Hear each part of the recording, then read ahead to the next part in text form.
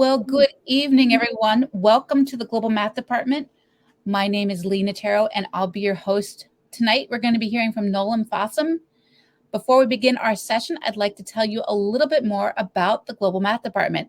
The Global Math Department is an organization that is run entirely by volunteers. We've been leading free math PD webinars since 2012.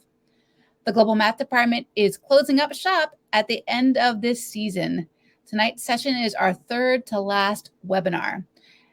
If you'd like to connect with us, you can definitely reach out to us on Twitter or email us at globalmathdepartment@gmail.com. Before I turn our session over to our presenter and introduce him, I'd like to explain how our webinars work. Our webinars are recorded and are available about 24 hours after the meeting ends.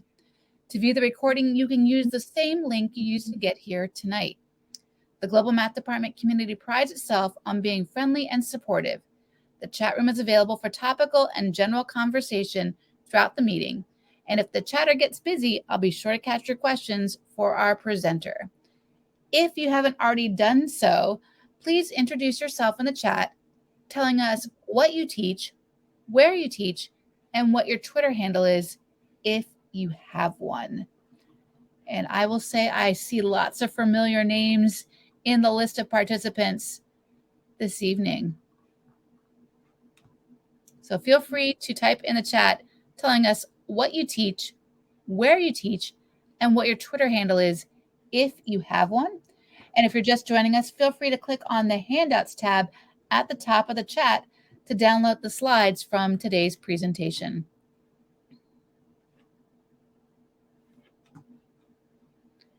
Our webinar speaker is Nolan Fossum, and he will be sharing on the topic grading and assessment and more using story as a lens.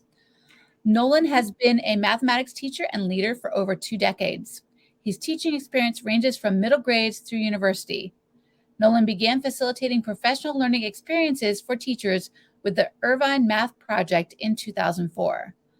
Nolan authored a chapter in the 2022 NCTM publication, Success Stories from Catalyzing Change. Nolan's greatest takeaway from that time is that student engagement and motivation are highest when teachers center culture and relationship building. Nolan loves conversations about disrupting, dismantling, and reimagining the school experience, and especially the mathematics classroom. All students are brilliant, and we have the power and charge to help every student realize their genius. And now I'll be turning the presentation over to Nolan. Thank you, Lee. Thanks, everyone. It is absolutely my pleasure and honor to be here with you all this evening, especially here in the final few episodes of the Global Math Department. I'm Nolan Fossum, as has been mentioned. I'm down here in San Diego County teaching at Mount Miguel High School. It's my first year at this school, so some of the things we'll be chatting about tonight, I'll be sharing experiences while I'm still learning about this school and its culture. And some of the things will be from, my more various other experiences. I've had the opportunity to work in a lot of different settings between high school and college, often simultaneously. But I'll be speaking, especially tonight, from mostly my high school experience, I would say. I hope you're all ready to chat. I've got so many questions and I'd love to get your feedback on a lot of things. You can see my Twitter handle and my email there. Feel free to connect with me. And I think Lee mentioned that I've got these slides in the handouts tab, so you don't have to worry about jotting anything down or taking screenshots. You can get all those things there as well. I'm coming to you from the unceded lands of the Kumeyaay and Luiseno peoples, and it's helpful for me as I think about teaching in this area and the rich history of this land, and the people who have governed this land for thousands upon thousands of years and who still live and tend to the land. It helps me to think about ways we can do right by the land, by the people who are the rightful possessors of this land and caretakers of this land. It helps me to think about decolonizing my own mind and decolonizing the school experience. So I'm grateful for the opportunity and the heritage that I continue to learn more and more about. Okay, so I had put in the original description of this a claim that said there's no denying it, teaching is different now. And I really don't know if that's the way everybody feels. I feel that way myself. And so I decided we should start with a little poll. And I really only had 3 choices, but I felt like a poll should have 4. So choice D, I don't even know, man. It's just kind of like if all and every and none of the choices, or it's just too complex to put, or maybe it's something like teaching always, you can go with D. But if you feel like A, teaching is different now and it will never return to what it was, or B, teaching's different now, but just for now, we're on our way back. Or maybe C, teaching was different for a while, but we're pretty much back to where we used to be. Or just, I don't even know, man. I would love to see your thoughts. I see a lot of A's and a couple of D's. I'm feeling those things as well. Thanks, everybody. Well, I wasn't sure how to proceed depending on what the variety might be. Looks like there's a lot of uniformity here. So that's pretty awesome. Certainly open to differences of opinion. If you're feeling like B or C, don't hesitate, just because there's a lot of folks that are feeling like A. I'm pretty much feeling like D all the time, especially this time of year. I'm sure you're in the same situation. We came back from spring break and now we're in state testing, and it just kind of feels like I don't even know, man, all the time. All right, well, thank you, folks. I have this weird condition where I'm working on a presentation for a long time, but all the things that are happening in the present experience are sort of informing my thinking about it. And so what sort of, let's say, formed some of the direction that we'll be moving tonight and thinking about is kind of a little bit of stuff that's been in the news. And by the news, I mean things probably I've seen on Twitter. So here's 2 articles that came up within the last week on my Twitter feed, both incidentally from Inside Higher Ed.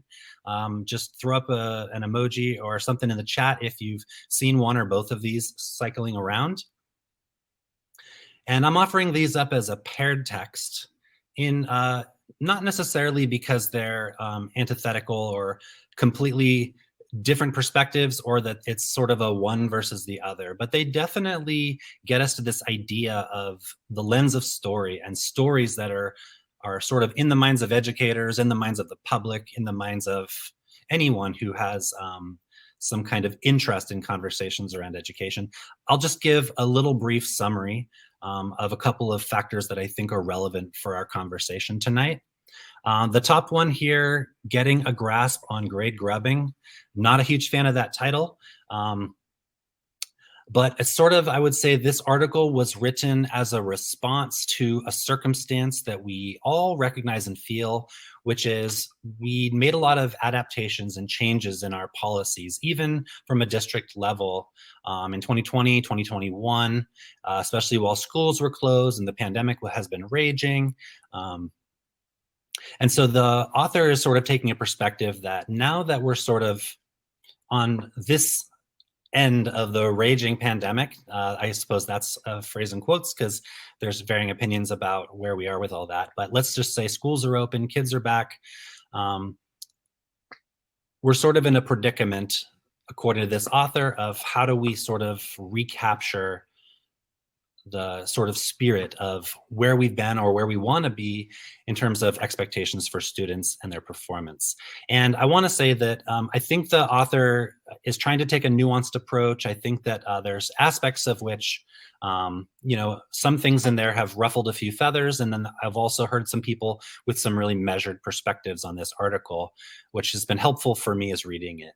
I know that the author has definitely been very gracious in dealing with some of the controversial quote tweets, so I want to send a huge shout out to the author of the article for that. Very graceful. I'm interested to see how this conversation may develop. The other one, I guess, just came out. I don't even know what day it is. I've got April 32nd on my board. Does that mean it's May 2nd?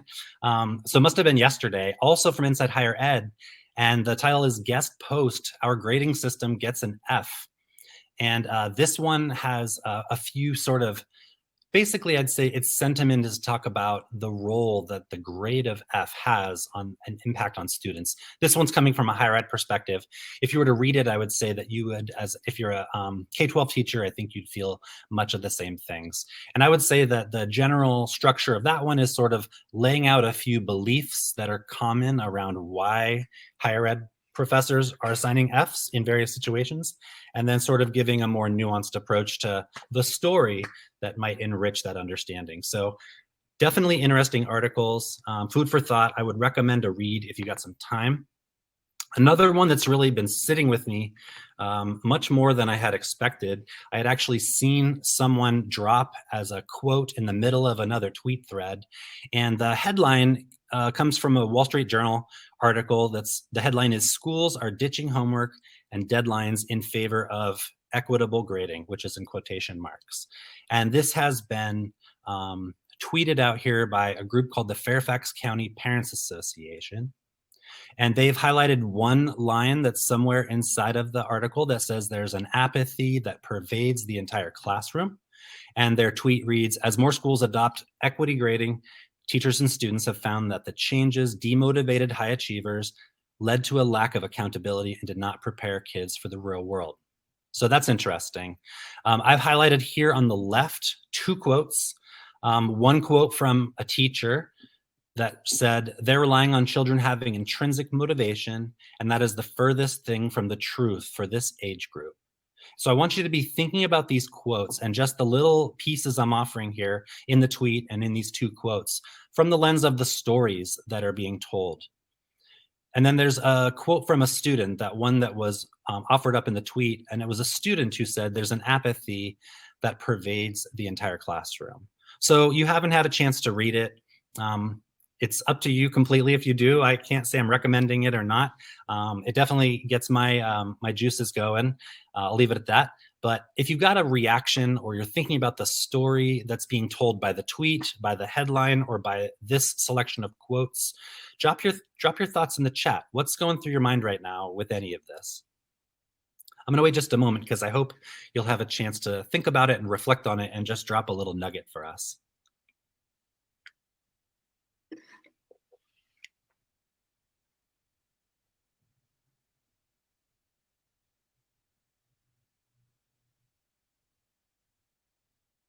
It's possible you've got a lot of thoughts and you're trying to figure out how much you can drop into a chat box here. Apathy is real for me in my classroom with many students. Thank you.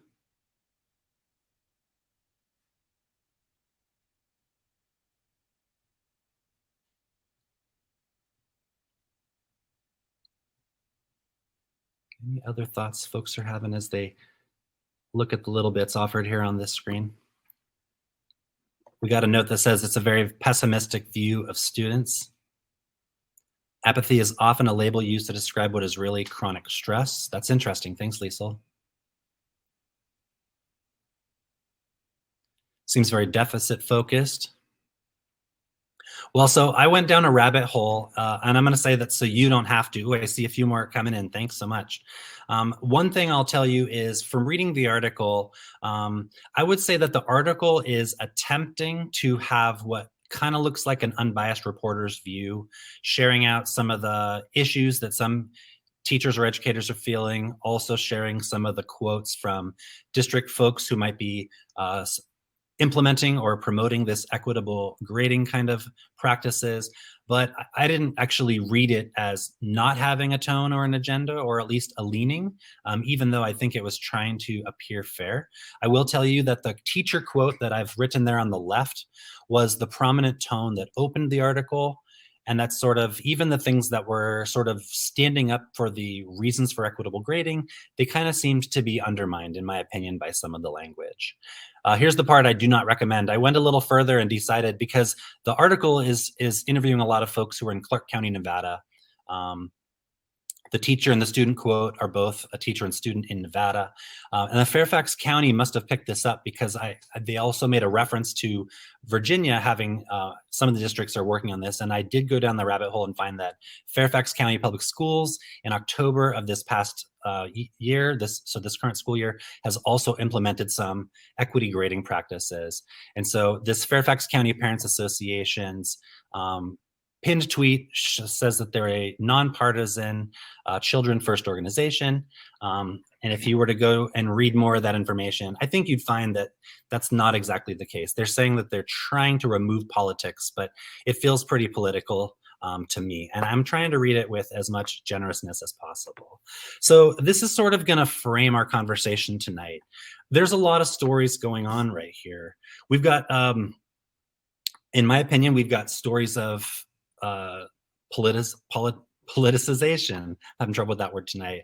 We've got sort of stories of the impact of school, of what school should be, of different perspectives on response to students' needs or students' lived experiences. And I think that one of the things we're going to try and think about tonight are sort of the nuanced differences in all these conversations. So rather than looking at, let's say, these two articles as standing in opposition, even though one person may feel strongly with one and not in favor of the other, I'm going to promote that if we use a lens of story, we can try to get into some of the nuances. So with that same idea in mind of story, here's an image I pulled from the NAPE website, I believe it is. And I'd like you just to take a look at the image and jot down in the chat a story that you see in this, or an understanding, or something that sort of you feel is communicated or stands out to you in this image.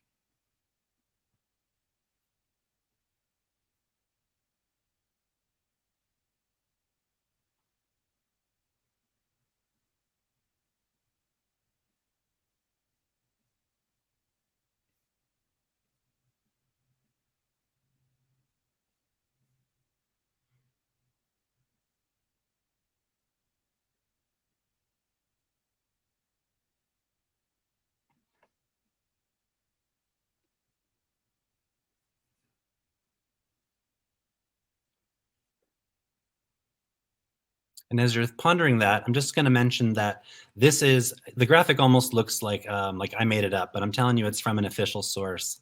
The gray bar acts like a highlighter, improvement in scores, but it seems like the improvement is the same. And there aren't really data about the incline. I noticed that, but it does show an incline. So I'm making some assumptions without numbers to attach to it. There's information about the change in the deficit or the gap. So overall, I see it as sort of a simple graphic. There's not a whole lot of detail to it. It seems to have sort of an intended purpose, which is also indicated in the white print in the blue box at the bottom. I'm not sure if how clear that is. Danielle mentions that everyone's improving. I think that would be at a glance takeaway. The deficit has decreased, I think, is also a takeaway. But there's some other stories here that maybe are like the counter narratives, or the sort of like, if you're scratching your head, what are the things that are suggested here that really aren't highlighted? For instance, I'm thinking like, why do we have a gap at all? Is there an expectation that this is a growth pattern that we should expect to continue? And if I'm thinking like an algebra teacher, like eventually will these lines intersect? And is that a meaningful number? And when you throw that over the lens of why we have these gaps at all, it reminded me of this quote from Gholdy Muhammad's first book, Cultivating Genius. Our Black students are not failing.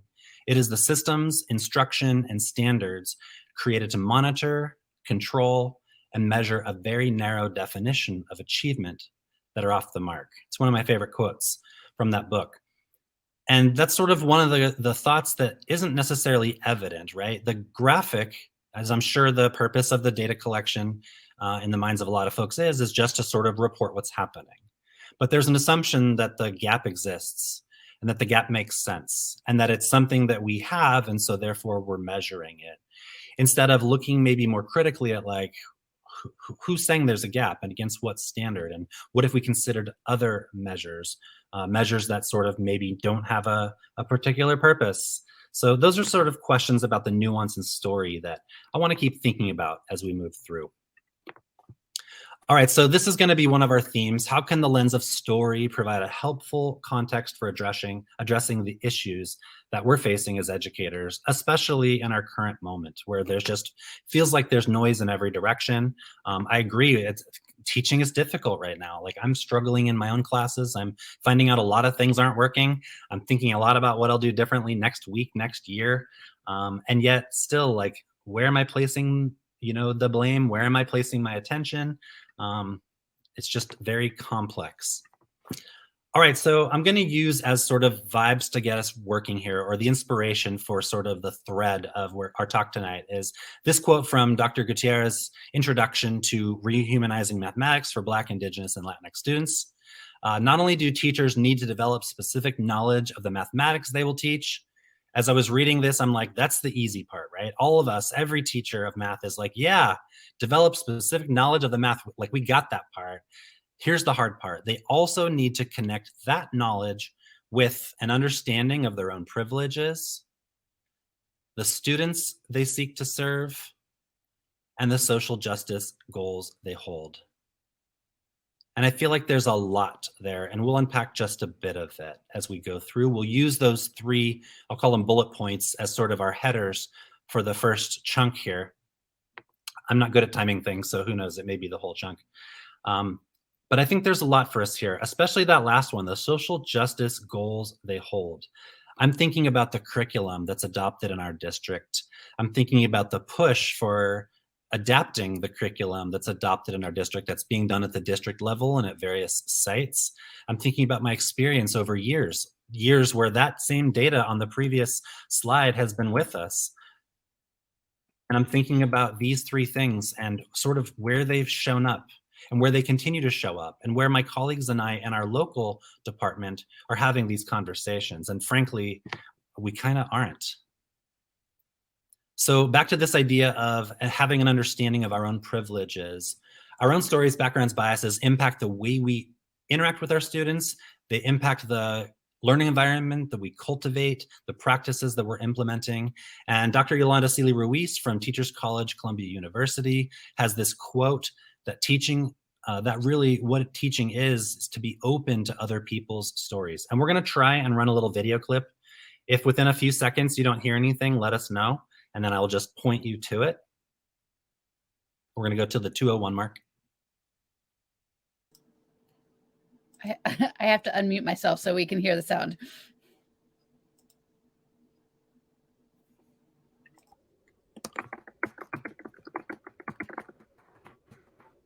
I'm not hearing anything, so I suppose they're not either.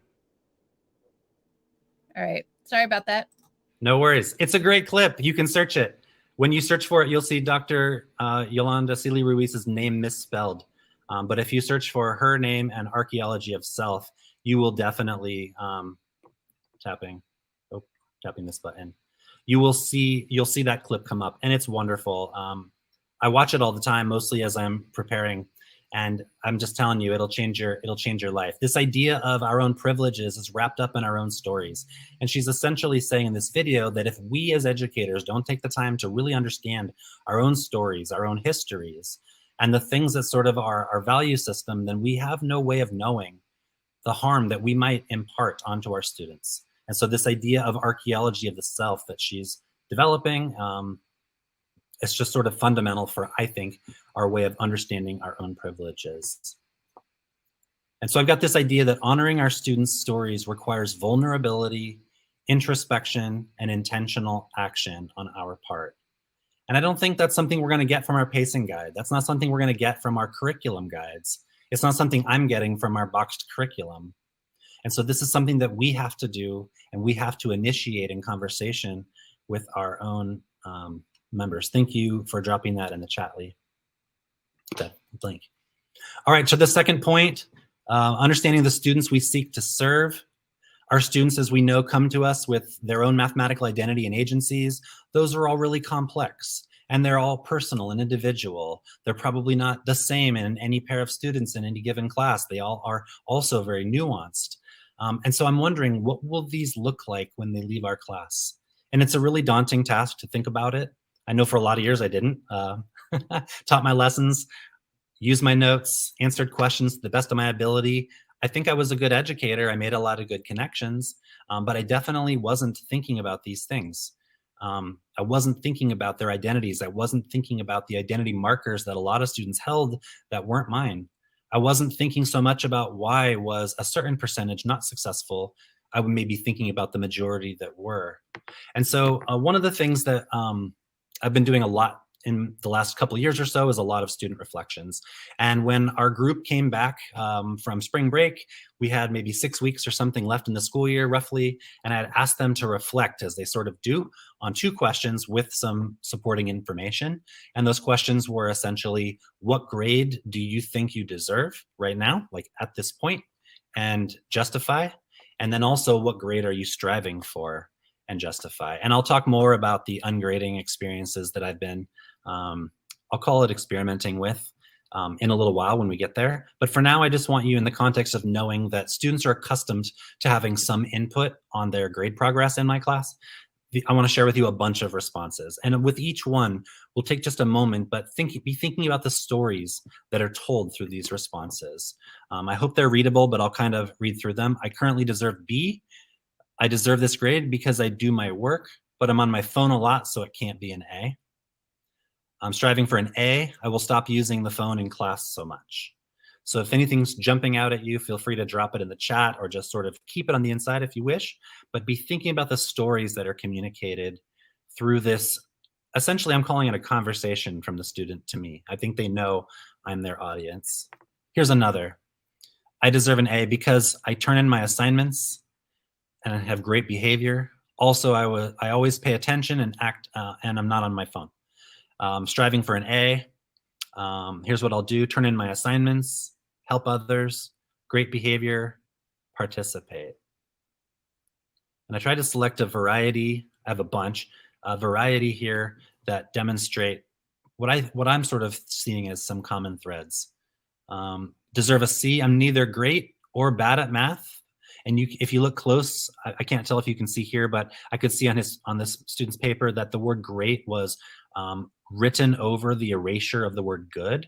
So he changed it from good or bad to I'm neither great or bad at math, but I think I'm good enough to the point where I deserve a C. Striving for a C+. I'm going to put in more effort, turn in all my assignments on time.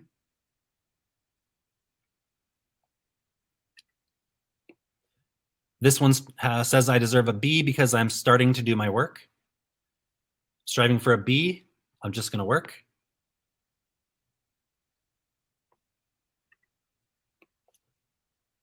Currently have a C. I haven't done too much work, so I don't feel like I need a better grade. Striving for a C, probably just stick to what I've been doing.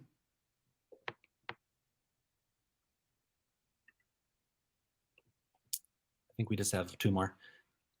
Currently deserve a B. I think I deserve I can't tell if it says I deserve a B and that's a dash or if it says B minus. Our school doesn't have plus or minus grades. We only have letters, but a lot of students indicate pluses and minuses on their reflections. So I think it says I deserve a B because I do most of my work, but it might not be right. I do try and it does get done. Striving for a B plus or A. I will put all my work in on time. I will also double check it so I know it's right. Oh yeah, here's the last one I've got for you. Deserve a B. I deserve a B because, yeah, I haven't been on time, but I try. I take the bus to school, and sometimes I miss it. Math isn't my strong suit. It's hard to get math and for it to stick to my brain. So most of the time I give up, but I think I've been doing better since last year. Striving for an A. I will try to come to class on time. I will try to really try harder on the worksheets. I will try to ask for more help. So I think there's a lot of interesting information here. And I don't really think it's about the facts, like what students deserve or what they are going to do to strive. I really think it's about impressions. I think this is an aspect of story. And I'm just going to do a quick scan through all of these juicy comments here real quick. So I'm looking at one. Dominique said, students are willing to be honest if they know there's room for growth and won't be attacked for their honesty. I do feel like I've worked hard to cultivate that. Thanks, Krista. I love the fact that honor what young people have to contribute when it comes to their own accomplishments. They get to define success. I think that's important, and I don't think that's something that students are often afforded. They don't all give themselves A's, that's the truth. Liesl mentions that it's interesting, none of these responses yet have mentioned learning. And that's one of the things that I noticed is by and large, there was very little reflection on what students have learned. And I'll have to sort of parse out whether that's because I haven't done enough to cultivate an environment of learning, or whether students just aren't seeing that as sort of in their framework of thinking about success. There was almost exclusively, most papers talked about getting good grades for doing work, turning work in, or improving grades by turning in more work or doing more work. So this idea of doing was definitely a one. And I've got a few takeaways on the next slide. I'm gonna love to get more deeper into these comments later. One of the ones I forgot to write down was, it's very clear to me also that the students have totally differing opinions on what an A is, a B is, and a C is from each other. They don't share a common view of what's meritorious of an A. Not just in terms of which things to do, but also the degree to which. So the one reflection here that said I deserve a B because I'm starting to do my work implies that the student hadn't been doing a lot of work. But in the student's mind, starting to do the work is like better than a C, but not an A. And I think these are really interesting stories.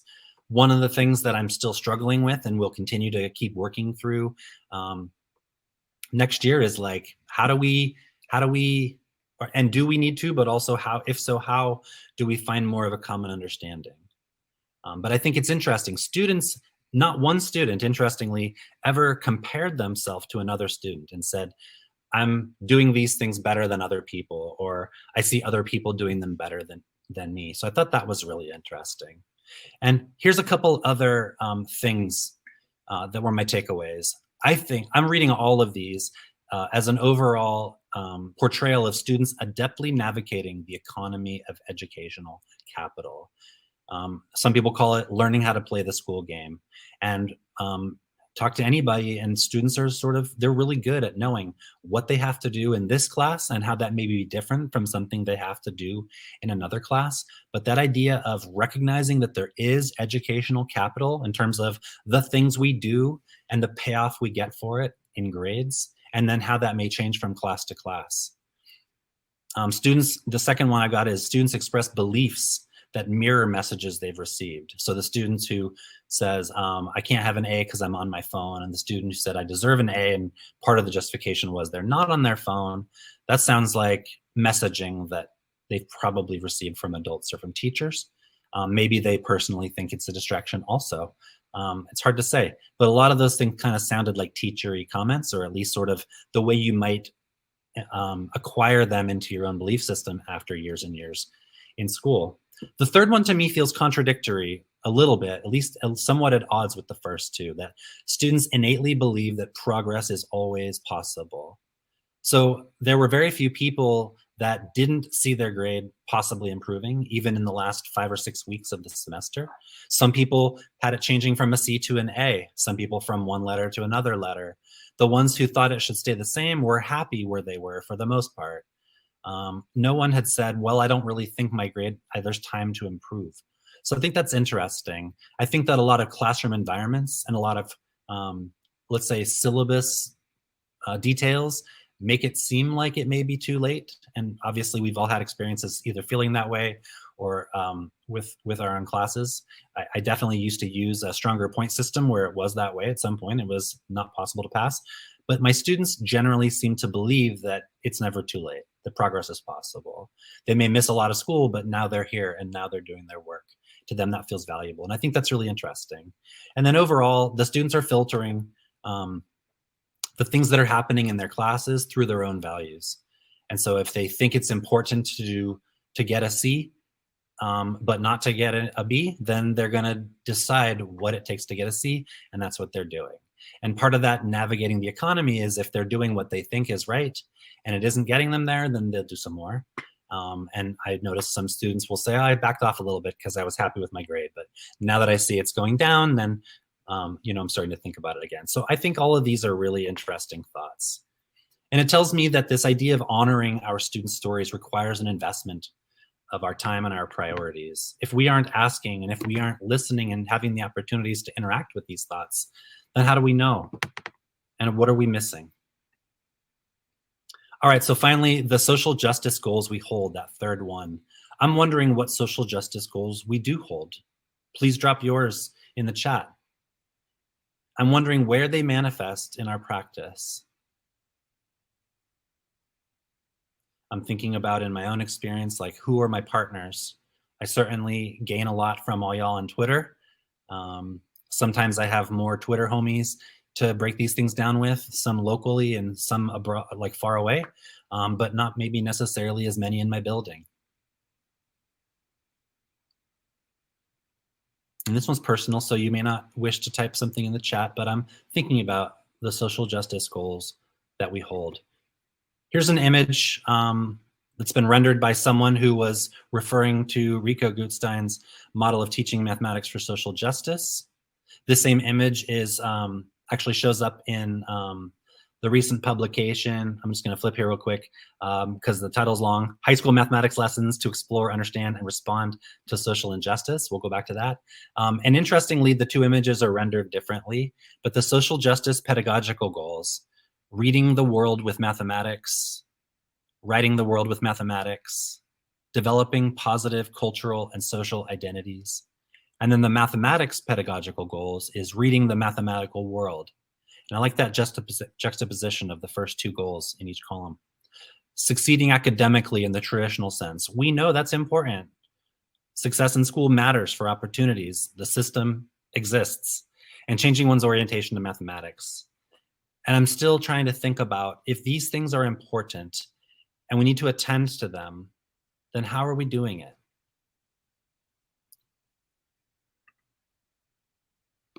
So on page 22 of this book, chapter 1, they're talking about teaching math for social justice, and they mention these two goals: freedom from oppression through the development of mathematical literacy, and freedom to act upon and impact the world through personal and social transformation.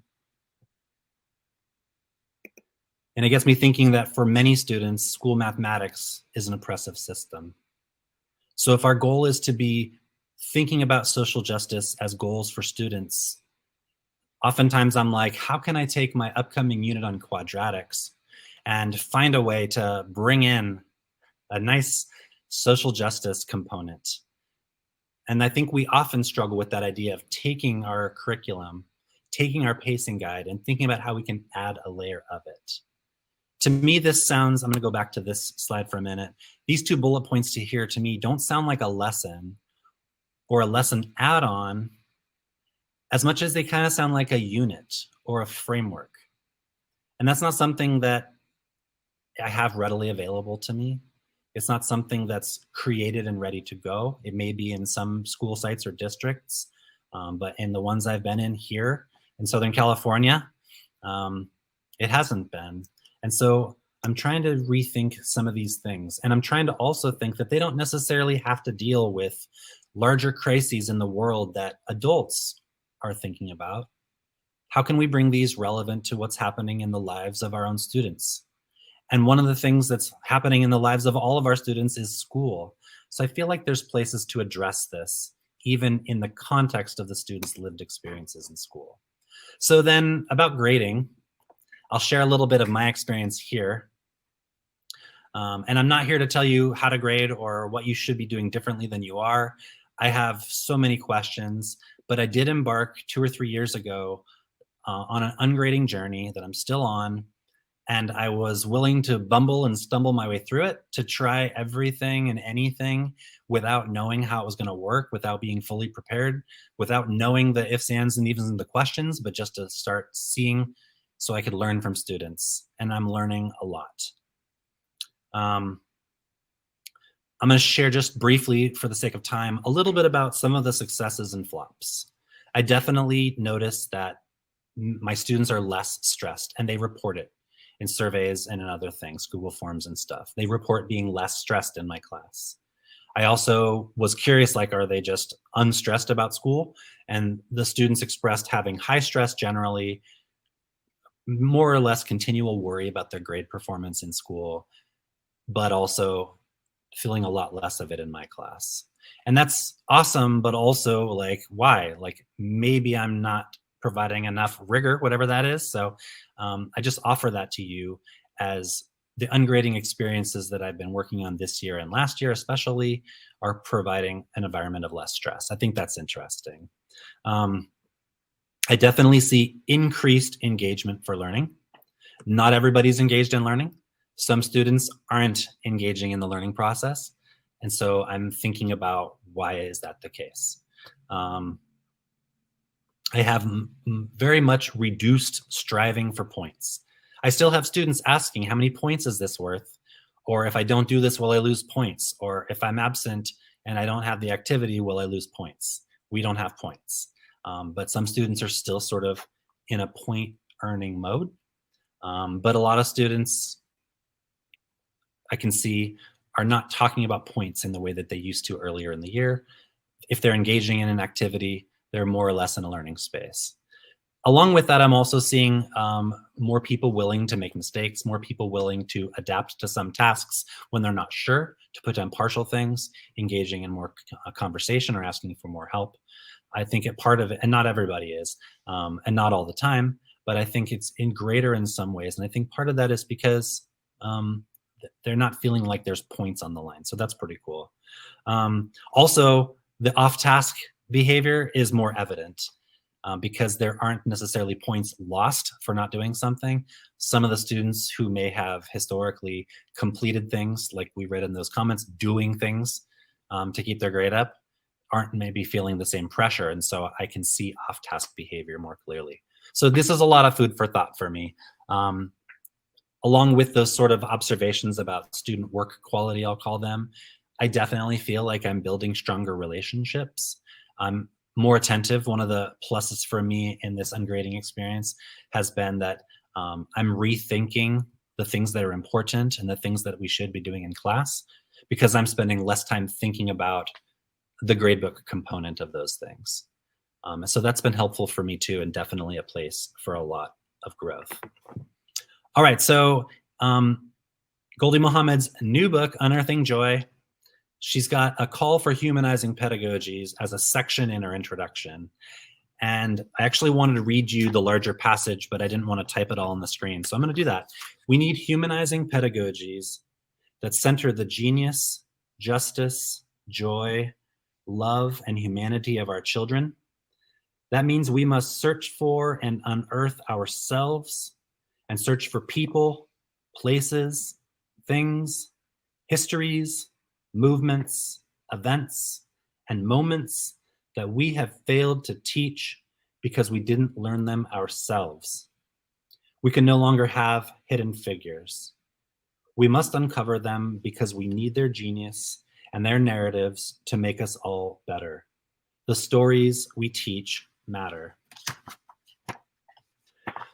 And so as I've been sort of reflecting on the narratives that we're seeing about grades popping up in various news articles, blogs, some in an educational space, some in more of a public space, as I've been thinking about Dr. Gutierrez's 3 bullet points of the way we need to connect our mathematical knowledge to those components of understanding our own privileges, knowing the students we serve, and our social justice goals, I really am gravitating towards Goldie Mohammed's work, and especially this idea of all of these things we see on the screen and that those stories matter. And I know that for a lot of years, I was the center of my classroom. Even when I was claiming my classroom to be student-centered or doing more group work, I still knew that I was the center. And I don't think that I necessarily was ready to admit that or see it for what it was.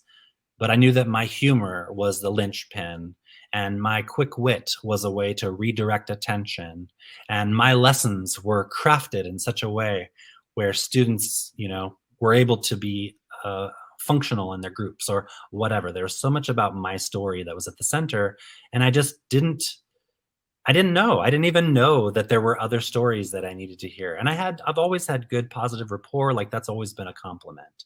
And I've been close with a lot of students, right? So I'm not saying that I don't know exactly what it was. I just know that I was definitely lacking consciousness for it. Okay, so for those who are not familiar with Mohammed's work, I just want to share briefly with you her culturally, let's see if I can remember it here now that I'm nervous, culturally and historically responsive literacy model. I think it should be CHRL. I can't remember. I'm probably missing a letter or a word there somewhere. In any case, just briefly, her research is rooted in 18th century Black literary societies, particularly in the North. And studying a lot of that, she compared it with sort of the educational experience that we have, the things that we learn in school about the Black experience in America in those earlier years, and how those two stories are not the same. And in studying these early Black scholars in these literary societies, she identified these 5 pursuits. She's calling them literacy, but she also says this is just education. And so they're applicable in all of our domains. And so these 5 pursuits are identity, skills, intellect, criticality, and joy. And she comments in her books that skills is essentially where our curriculum usually lives, the skills we want students to do. Intellect is that aspect of applying those skills. So maybe we have some intellect in our application or conceptual understanding in the mathematics classroom. But we don't really have curriculum that are provided to us that are rooted in identity, even though it's such an important piece. And even though we've got books like Catalyzing Change and a lot of other recent publications that are fronting this need to address identity, it's still not really built into our curriculum. Criticality, this idea of recognizing systems of power, systems of oppression, ways that those dynamics play out in society and people's individual lives is really important. We talk about it all the time in life, in the news, but we don't really have it built into our curriculum. And this idea of joy, of realizing your purpose, of celebrating that elevated identity. And so it's really speaking to me. I'm loving it. I'm trying to think a lot about it. Oops. I was hoping this wouldn't show that bottom part right away, but hey, here we get what we get. So let's be thinking about this. I'm just gonna, there we go. Don't look at that other thing. So I wanna be thinking about Dr. Muhammad's words here of centering genius, justice, joy, love, and humanity in a typical mathematical context. Let's take something like the Pythagorean theorem, right? So go with what's in your brain from the curriculum that you use or you've developed. What aspects maybe some of y'all have that you're doing to sort of build in some of these components so it's not just finding missing sides of triangles. If you've got anything, drop that in the chat. Let's hear some ideas, and then I'll share with you that little image I was trying to keep hidden in just a bit.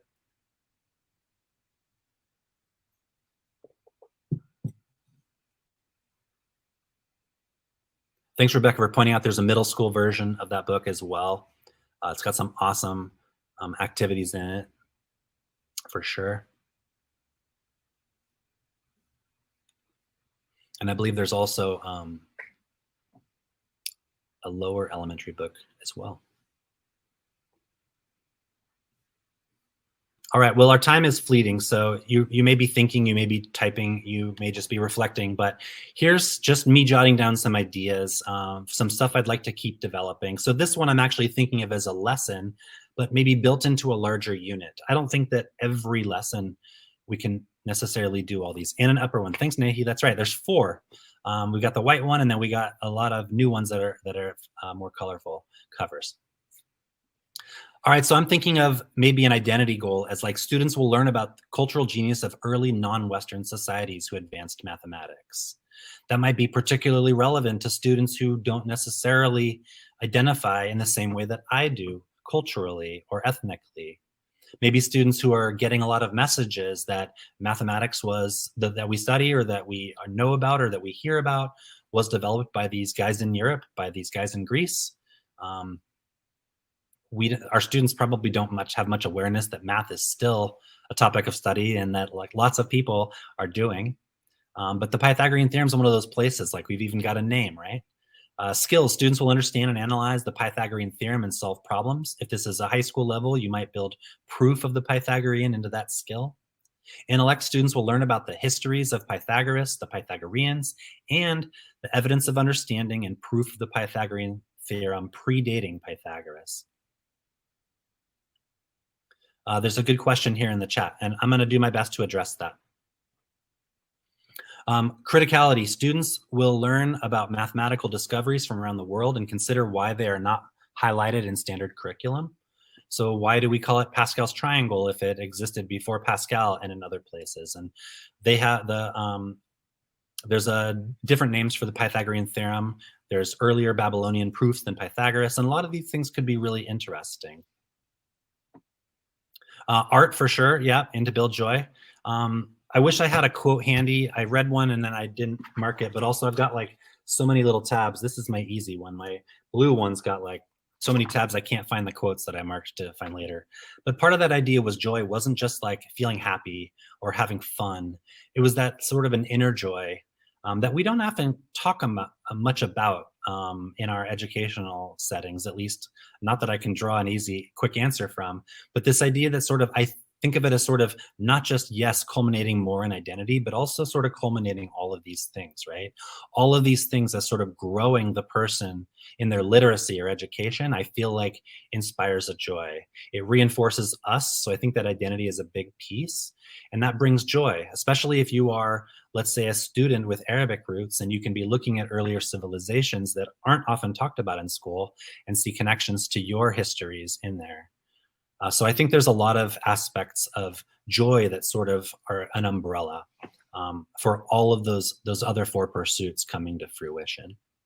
I hope as a simple answer that helps a little bit. I see some awesome stuff in the chat. Thanks everybody for sharing that. All right, so I'm thinking here that where we focus our instructional time, and I'm thinking now about those 5 pursuits as a unit design framework or a lesson design framework, at least at some points, right, where we can build it in.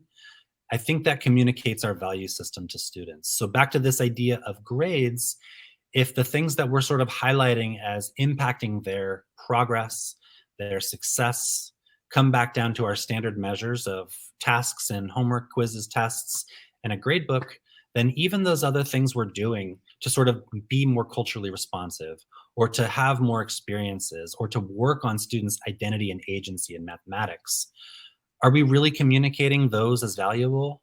Or do our students sort of take them as fluff that maybe this teacher does if they're not really part of what appears to be our value system to students?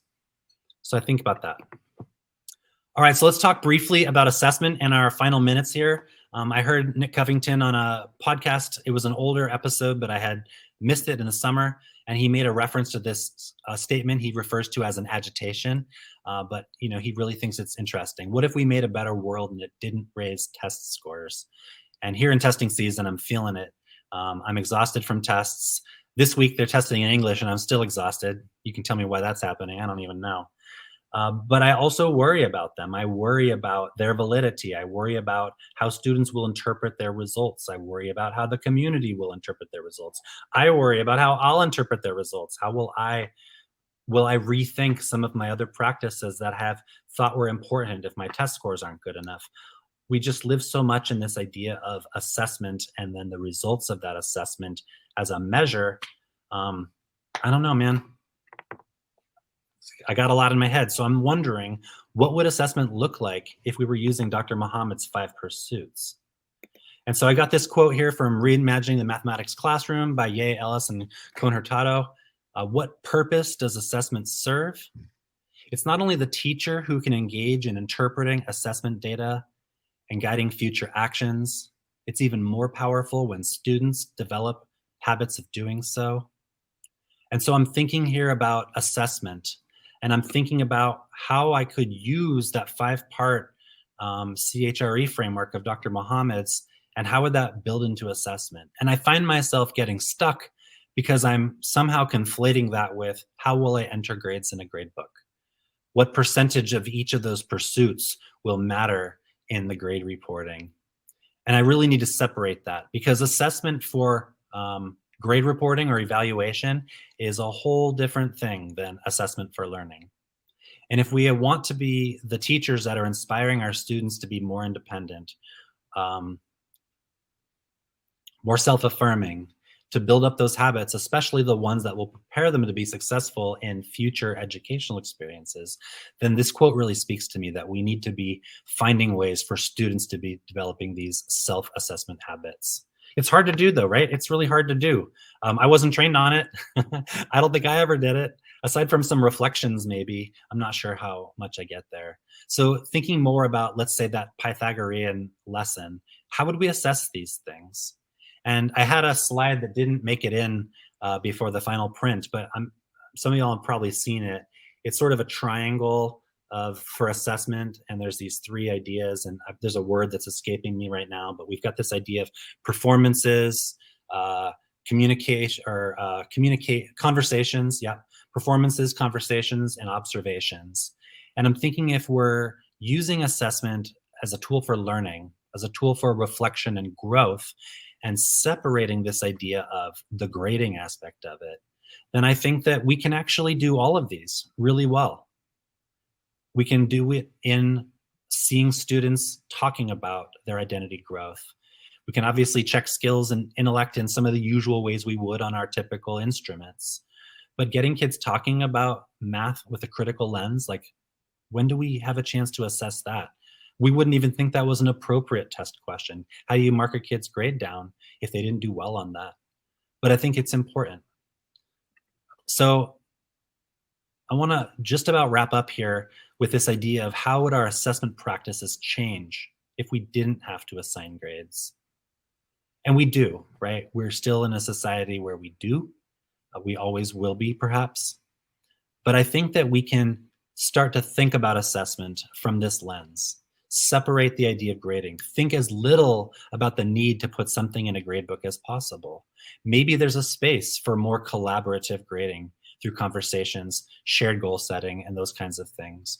Maybe we'll start to see students' performance differently, a more asset-focused lens, if they can pick up on strengths that aren't necessarily only tied to their skills. I think that we can make some significant changes.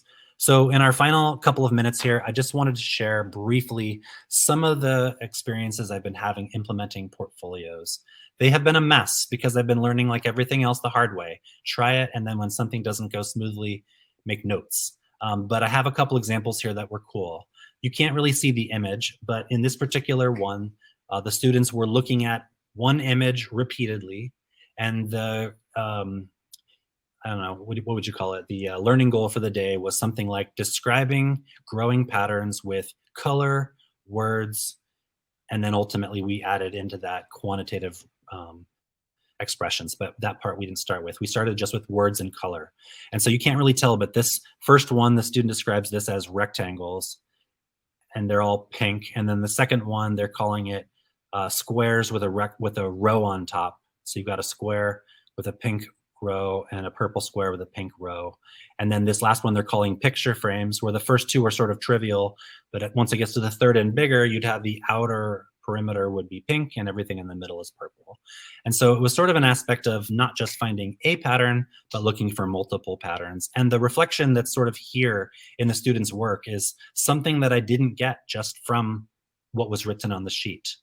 This conversation probably wouldn't have even happened in person, but in this opportunity to sort of reflect on something in an activity of their choosing, I got a lot of information about the student, a lot more understanding of their learning journey and process than I had before. And for me, that was really rich. And that was something that needs to be, it's important. I think it needs to factor into their progress, growth, even their evaluation. But my typical instrument, including the activity itself, didn't capture all that. This one, I had a real hard time putting it in here as an example for so long because I struggled to understand it. And I think this will probably be about the last one we'll look at, even though I have some more in here. So they were given a function, and this particular student apparently used Desmos to analyze the function, to find the zeros of the function, and to talk a little bit about where the graph was bouncing or crossing. There's no social justice in this lesson, but in terms of skills, that's the stuff we're looking at. And I struggled for so long because the information they've typed makes sense to me. It's pretty articulate. I feel like the student has a pretty good understanding or a solid understanding, but this graph was super throwing me off. It doesn't do what it says it's supposed to do. And it doesn't really look exactly like a polynomial. It looks polynomial-ish. And so I struggled for a while, and it actually communicated a message to me at first that like there's a disconnect in the student's thinking. I finally figured it out. They took a screenshot of a Desmos blank graph, and then they used like Google's drawing tools with the curve where you can like tap, tap, tap, and it'll curve where you tap to create something that kind of did it. And I tried it. I tried it to do it well. I tried to do it matching the zeros where they're supposed to be, and my graph looked pretty much like this. So that was something I definitely learned the hard way. All right, I have a few others in here we won't stop to talk about, but they all show lots of different things. I'll just mention here that these ones I learned that my students, by and large, do not like doing digital portfolios, which is how I required them at the first semester. I came back from winter break and thought, why am I not getting better ones? And so I opened it up for notebook portfolios, and people really dug on that idea. And I got a lot more contributions that were a lot richer with students that were more interested in doing it that way. So I just want to mention here as we wrap up that our students know so much more than our traditional assessments capture. And that's even when we're only sort of focused on a skills lens. So where do we go from here? My only advice is to try and think about how we can diminish the role of grading as much as possible, diminish the points focused or grade focused environment that our students are accustomed to. I am trying to do that, and my students still have it as a framework after all these years. Where we go from here, I don't know, but I know we'll figure it out together. Let's keep in touch. Thank you all so much for being here. I'm super grateful for the opportunity and for your participation, and everybody have a wonderful night. Thank you everyone for being here, and thank you very much for sharing with us, Nolan, giving us some great things to think about. We have 2 webinars remaining, May 16th and May 30th. On the 16th, I'll be having a conversation with Peter Liljedahl on building thinking classrooms 6 years later. I encourage you to email any questions you might have for Peter because it's going to be an interview format. Email those questions to globalmathdepartment@gmail.com or tag us with your questions on Twitter. And then on May 30th, we'll be having Howie Waugh for our final session. His topic is finding joy in math, something that we've been talking about this evening. We hope to see many of you for both of these final 2 webinars. Thanks again, everyone, and thanks again, Nolan.